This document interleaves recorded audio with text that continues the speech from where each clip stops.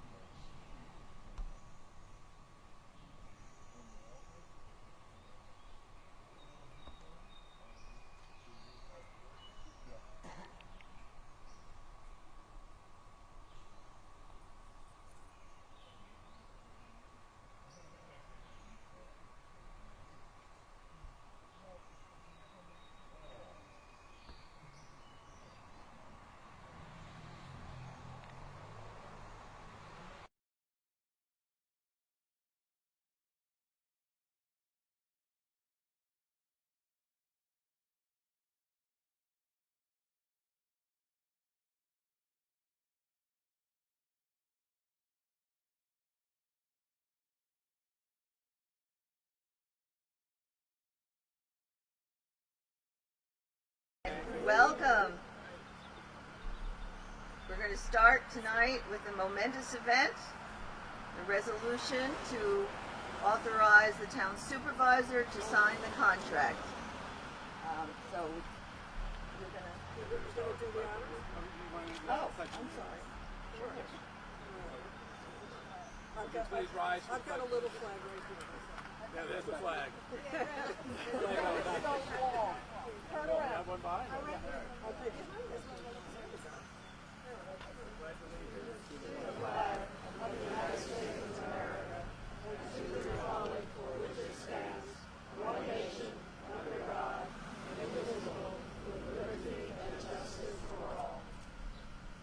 So this is the resolution?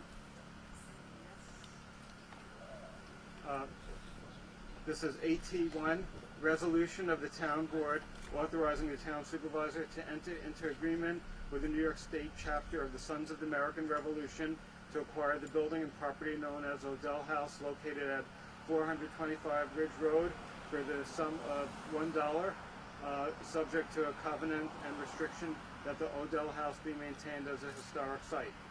And it says, whereas the New York chapter of the Sons of the American Revolution is the owner of a parcel of land located at 425 Ridge Road in Hartsdale in the town of Greenburgh, whereas the parcel is improved with a structure, part of which was constructed in 1732, formerly owned by the Odell family, which is known as the Odell House, and whereas on or about July 29, 1965, SOAR, S-O-A-R, acquired the parcel and the Odell House from Elizabeth Odell, subject to a covenant and restriction that the Odell House be maintained as an historic site, which restrictions by its terms shall be effect so long as the Odell House shall stand and no longer, and whereas over the intervening years the Odell House has severely deteriorated and is in need of repair and rehabilitation, and whereas SOAR is desirous of preserving and protecting the Odell House, but lacks the immediate funds required to rehabilitate the Odell House, and whereas the town has sufficient resources and is willing to contribute funds to restore and rehabilitate the Odell House, whereas the membership of the New York chapter of SOAR has authorized a conveyance of the parcel and Odell House to the town by an agreement to be signed by its president, Robert Stackpole, for the purpose of preserving this valuable historic resource for future generations. Now therefore be it resolved that the town board of the town of Greenburgh hereby authorizes the town supervisor to sign the attached agreement to acquire the Odell House and the parcel.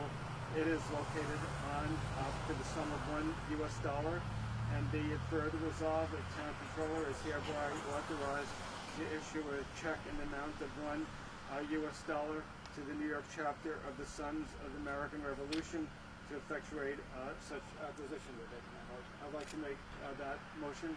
Second. Councilwoman Ellen Hendrick, would you like to say anything?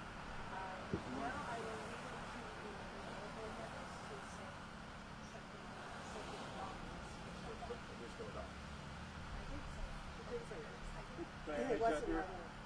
I vote aye, and I'm so excited tonight that this is finally happening, and I just want to thank everyone that really worked so hard to make this happen.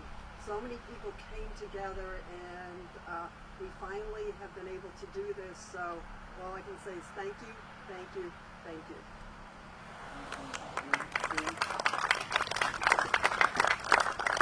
And I obviously vote aye. This has truly been a work of love.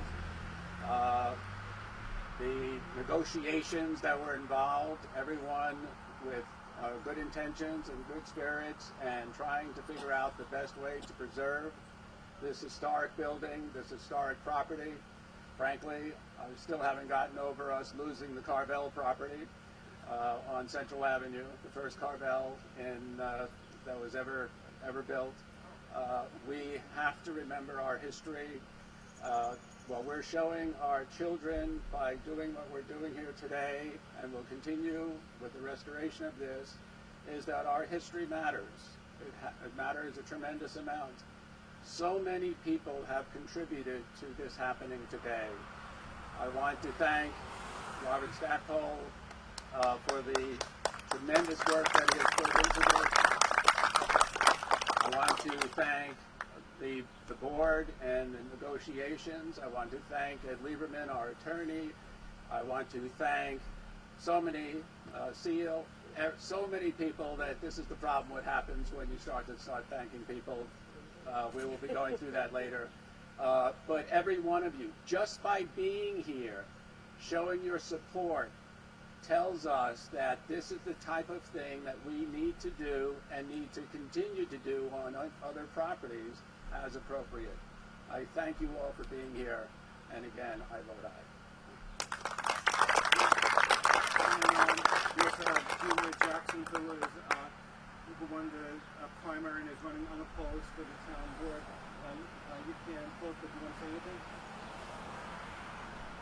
I just feel so honored to be selected by you guys to allow me to work on your behalf. I'm sorry, and my voice isn't the best, but I want to just say thank you so much for all your support during the primary. I look forward to working on your behalf, and I'm so proud that everyone has come together to make sure that we keep this as an historical event. Thank you very much.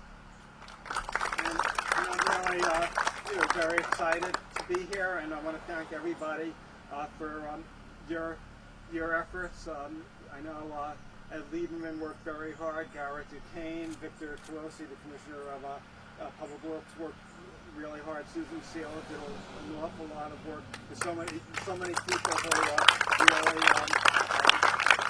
worked, and did a tremendous job. And it's just really exciting to be standing on land that played a major role in American history. Without this house and this property, we might be celebrating the Queen of England. No, we might be. But I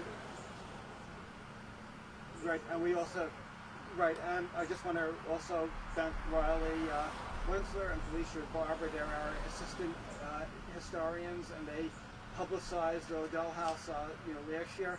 And again, we're going to make this such a spectacular house when it's renovated. Hopefully, we're going to open it up for students and a lot of schools. We're going to educate our youth so they understand the positive contributions people in Hartsdale made to American history and democracy. And I think this is going to be a destination for many people who love American history. And we also have a historic landmark committee, Madeline O'Shea. Okay, great. Great. So now we have to sign. So Mr. Stackpole, would you like to start signing? Sorry.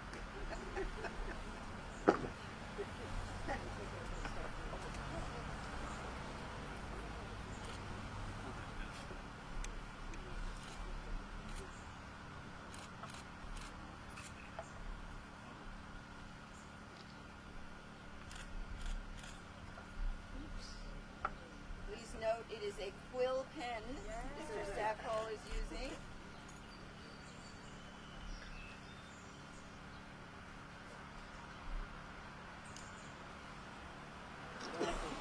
And pass over the paper. Remember, you're not John Hancock.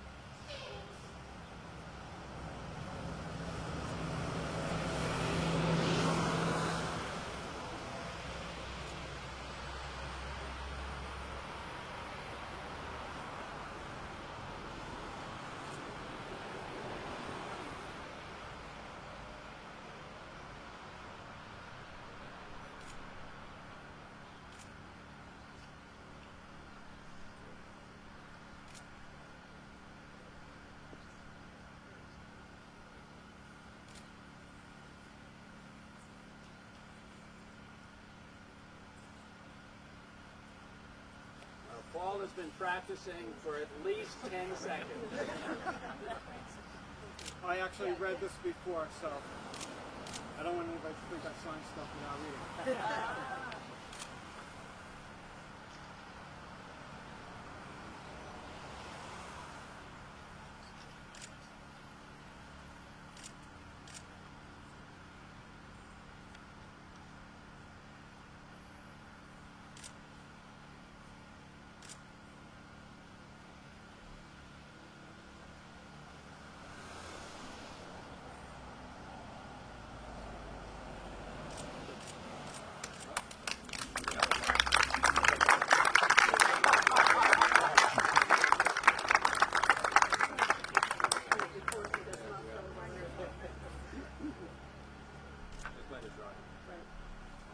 Hello, everyone.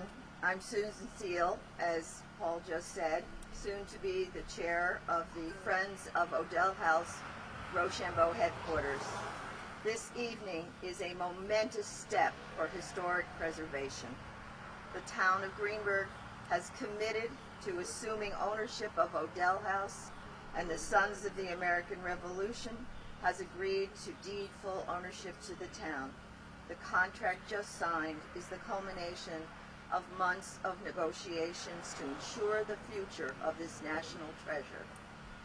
Most of you know the significance of the 6 weeks from July 7th, 1781 to August 14th, 1781. General Rochambeau stayed in this house and met with George Washington to formulate the plans for the final weeks of the Revolutionary War. Had the French not come to the aid of the Continental Army, the successful conclusion of the war would have been in doubt. But the weeks here occurred, and democracy's creation was assured of success. You may wonder why I am dressed in this costume on a hot night. Please let your mind return to the 18th century. This house was owned by the Bates family. Mr. Bates, Gilbert, bought it in 1760, but by 1777 he may have died as a prisoner on a British ship in New York Harbor. Or he may have fled as a loyalist. We do not know, and that is one of the many research projects to be done. But in 1781, Sarah Bates owned the house. She is the first of many women I represent tonight. The Odell men fought in every war for the United States. The Revolution, the War of 1812, the Civil War, the Spanish-American Action, World War I and World War II. Edna Odell joined them as a nurse in France in World War I. And there is a rumor that her uniform is still in the house. Bob? Not a rumor. Not a rumor, it's the truth. While those soldiers were away, the women ran the farms. They spun the wool, they sold the clothes, they raised the food, and cared for the children. Their stories and the stories of all who lived here need to be heard. We will treasure their furniture, their pots and their china, their clothes and their diaries. Through our work with the sons, the public will learn the lives they led and share a deep pride in our history. That's a fast overview of the wonderful history locked inside this house. A new and excellent future awaits the house. With everyone's help, we will see it restored and fulfilling its role as a national treasure. And now I'd like to introduce a few people here tonight. Janet Lee Burke is here. Janet is the former national chair of the Committee for the Washington-Rochambeau Revolutionary Route. She will help us reestablish this as an important stop along the trail. And you have something to give, a congratulatory letter. Sure. This is from the president of the National Association of W3R. I present the following on behalf of the officers and board of directors, Washington-Rochambeau Revolutionary Route Association. Thank you, Town of Greenburgh, for the political foresight and leadership to preserve a significant piece of early American history that is a treasure to all of us. The Odell House is a local and national landmark, and I'm not going to read it all. Your efforts serve as a model for other communities to follow as they preserve our national heritage by working and partnering with the landowners, volunteers, local community, and historic groups. We applaud your accomplishment as well as that of the individual efforts of everyone involved over many years. Your efforts speak with volume to all of us that have involved ourselves in this wonderful celebration of American heritage and the French who joined us. I look forward to joining you at the grand opening.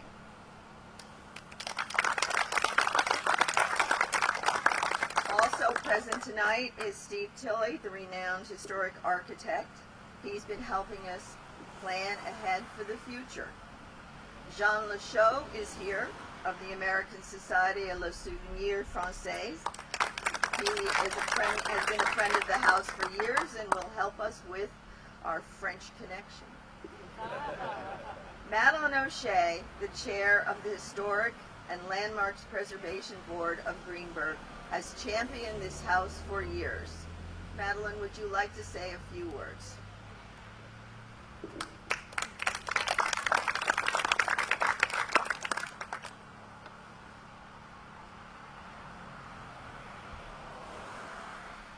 At last night's Historic and Landmarks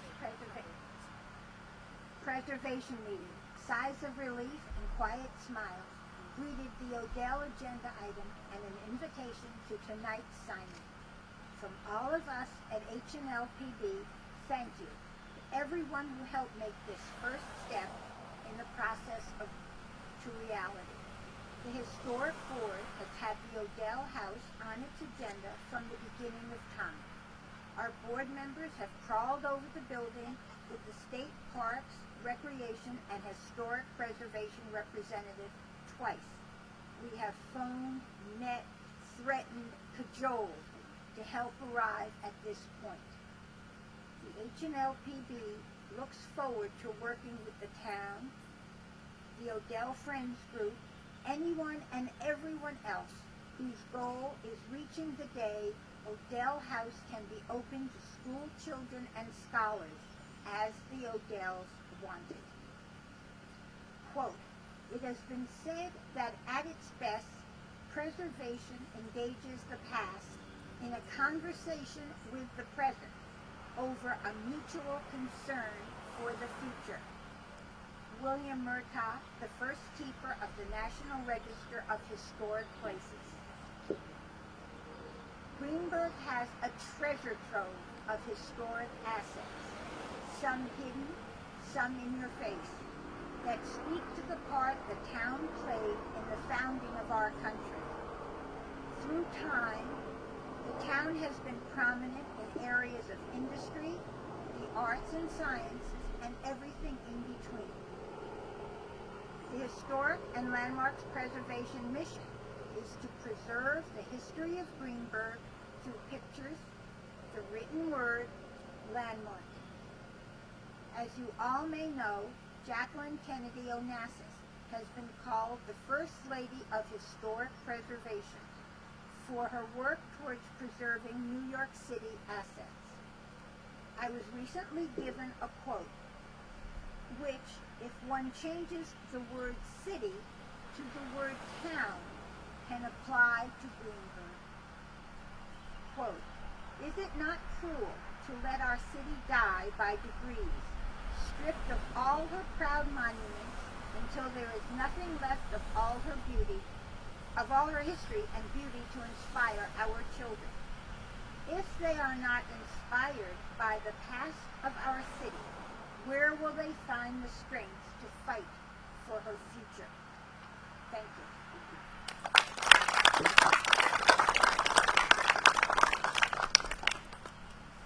Thank you, Madeline. I also want to note that our county representative, our county legislator, Mary Jane Shimke, has fit us into her busy schedule. Mary Jane and I are on the committee of RW 250 being organized by Westchester County to celebrate the 250th anniversary of the revolution in the year 2026. And this house is going to be one of the prime stops in that celebration. We also have Eric Wesselberg, who is the Irvington Town Historian.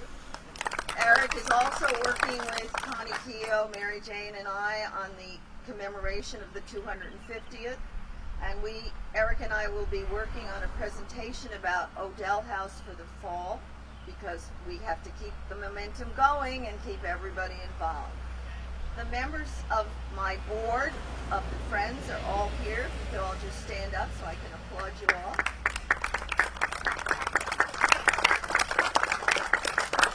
Introduce yourselves to them. If you want to help, we have lots of pieces of paper for you to give us your information. The Hartsdale Neighbors Association is here tonight, represented by Stacy Fisher, and they have worked hard for us to advocate this acquisition. I will now turn the podium over to Bob Stacko to share some of his wonderful stories of his years of work saving the house.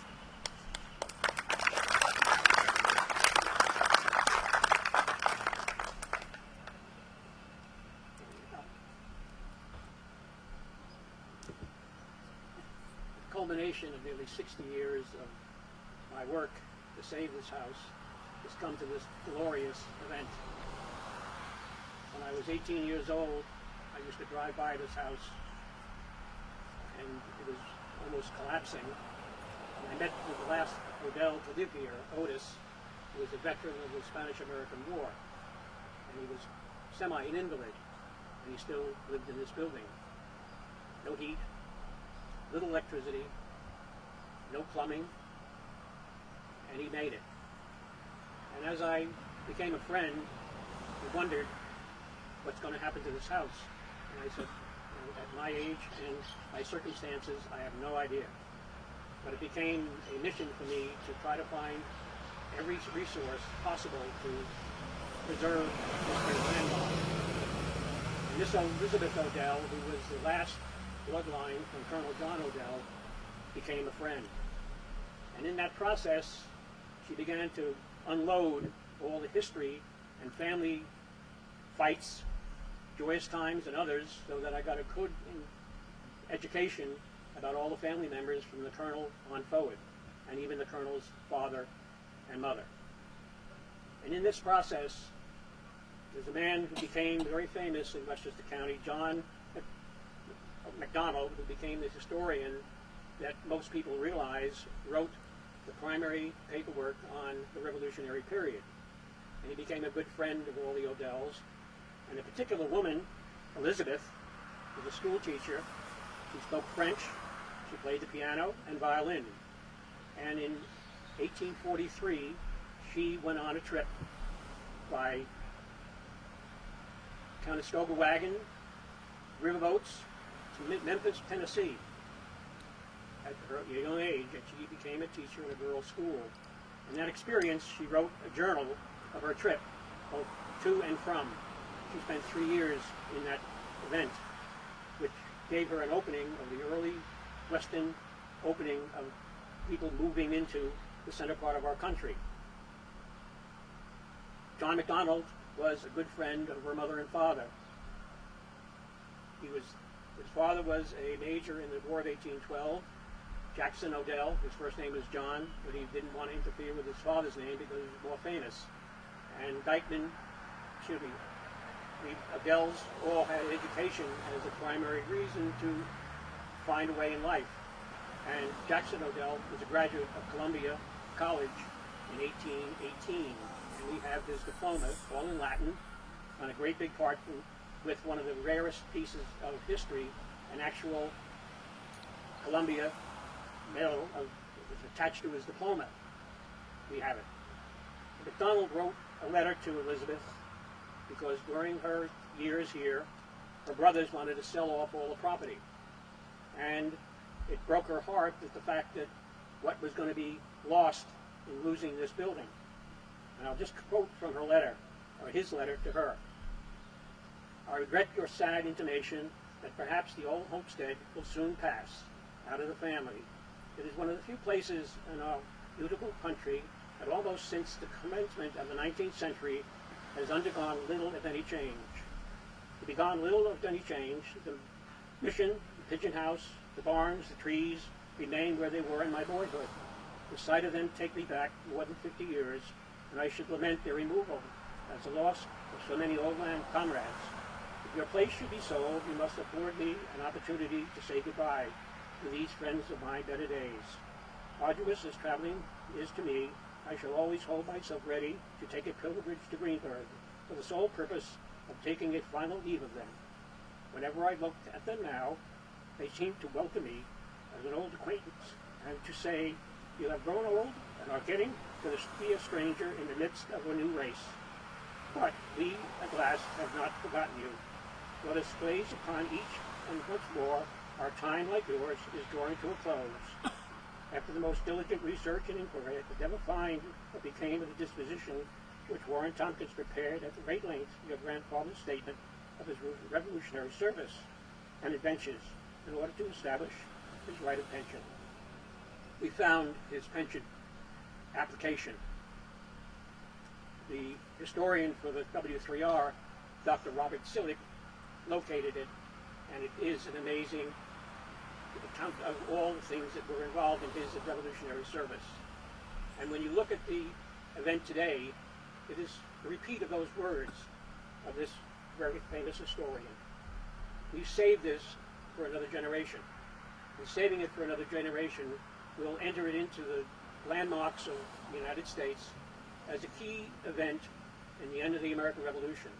If you all remember when the French first came to Newport, Rhode Island, the people turned their backs on them because they were Catholic, they were French, and most of us who have revolutionary ancestors were fighting the French most of our period from the time we got off a boat because they were our enemy. And my ancestors, 2 of them, spent 2 years and more as prisoners of the French in Canada. And so when the French came the Protestant Yankees weren't very proud of the event of having them come to our shore. Within a very short period of time, the French won over the residents of Newport, Rhode Island, and they became ignored because they also had hard money, and everything they bought they paid for in silver and gold. So when they came to Greenburgh, they were met with the same warmth because they came with a feeling of camaraderie with the local people. So the events here, around this event, was based on two things. One, the French Navy, as you know from history.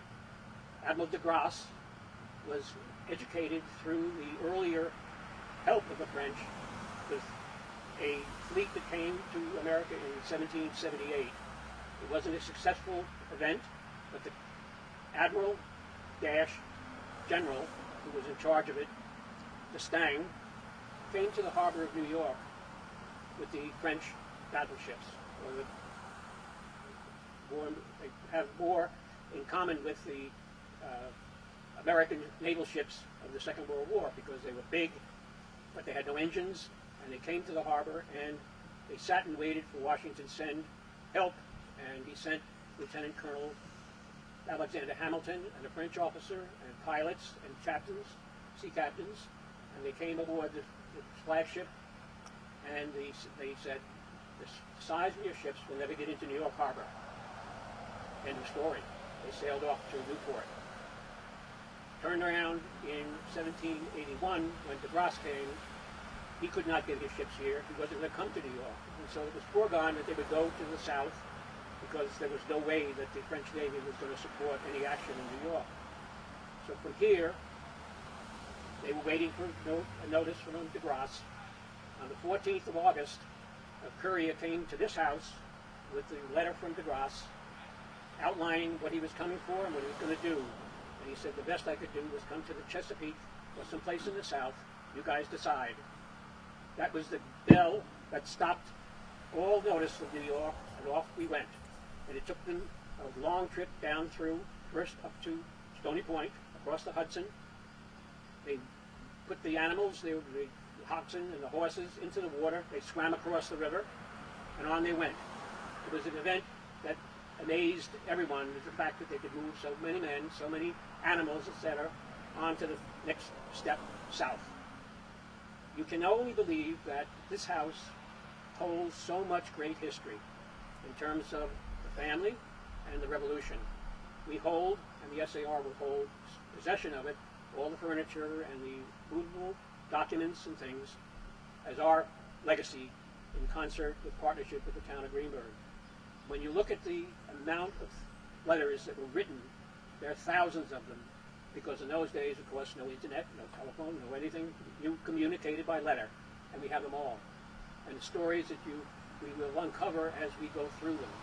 And so I want to say something about what I have experienced. In the beginning, when I started, no one in the town of Greenburgh would come to my assistance. No politician raised their hand and say, we do something to save the house. This council and this supervisor was the first to raise what I thought was an amazing gesture of saying, we're here to help, and we'll do anything we can to save this place. And Paul Feiner was the leadership that brought this to fruition. You cannot believe the amazing amount of time and effort that we put into this to bring this to this day. And our own membership, as I've gone through many telephone calls, that they can't believe the amount of money that's being put up, $1,200,000. The most we raised was 200 and change. And so when you come to the contribution that the town of Greenburgh has made to this house and to this long-term plan is just amazing. You should be very proud of your people behind me.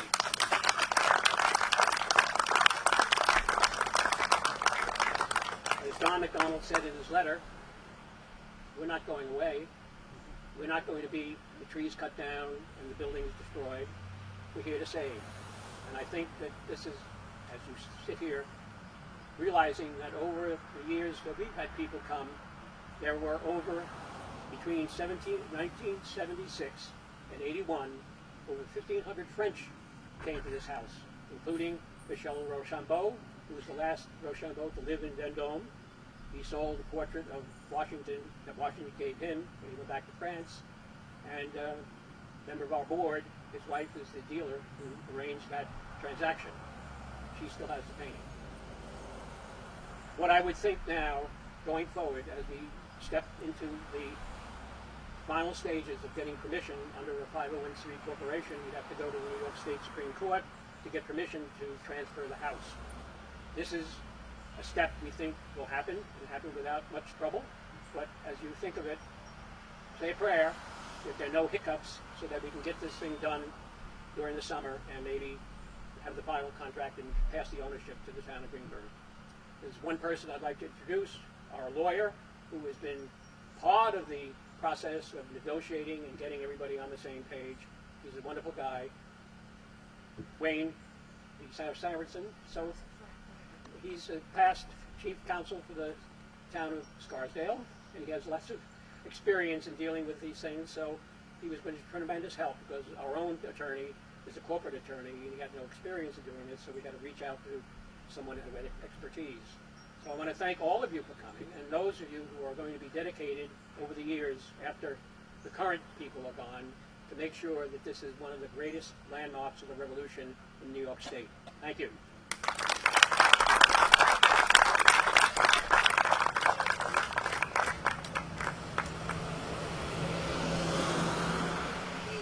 The town council has to leave, unfortunately for them, and go back to town hall and work on other business. But maybe Bob will allow some of the people who are here to look into the storage containers, and you can tell us some of the stories of the things in there. And if any of you want to ask some questions or take my card so you can join the Friends, because we'll need a lot of people in the Friends, please stay. So thank you all for coming. Good night.